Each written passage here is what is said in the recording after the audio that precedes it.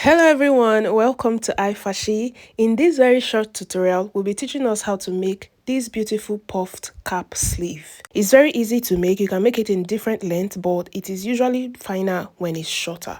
So guys, let's get into it. We'll be illustrating it on this folded pattern paper. The first thing we'll do is to mark out a line that will serve as our shoulder line at the top of our pattern paper. And then we'll come down with 6 inches, which is the distance from our shoulder to our bicep. And I'll mark a line there. On that line, we're going to take our bicep circumference divided by 2, input your answer there. And then if you're good with freehand, you can just mark out the curve we have on our armhole point, starting from the shoulder to the bicep line, right? But if not, we're just going to get out the midpoint of this box we have here, and I'll use my curve ruler to mark the curve. And that's that for that armhole curve. The next thing we're going to do is to go up with 2 inches from this bicep point, because that's what makes our cap sleeve hang on the shoulder. You have to go up by either 2 inches or more, depends on the length you're working with. And after that, you go ahead and cut out. And after cutting, I'm going to go ahead and do a slash and spread on this sleeve. This is not necessary if you don't want much gathers on your shoulder. You can cut on your fabric like this if you don't want much gathers on your shoulder.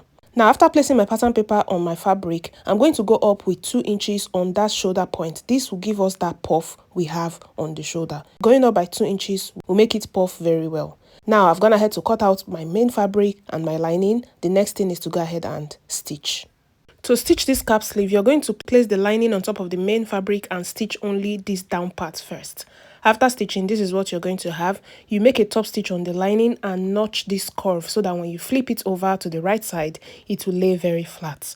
The next thing is to iron it when you're done with that, and this is what we have for our 2 sleeves. Now we're going to go ahead and gather this upper part using a loosed stitch. Loosen the tension of your machine and gather this upper part so that it will give you that gathers that will help us achieve that puff.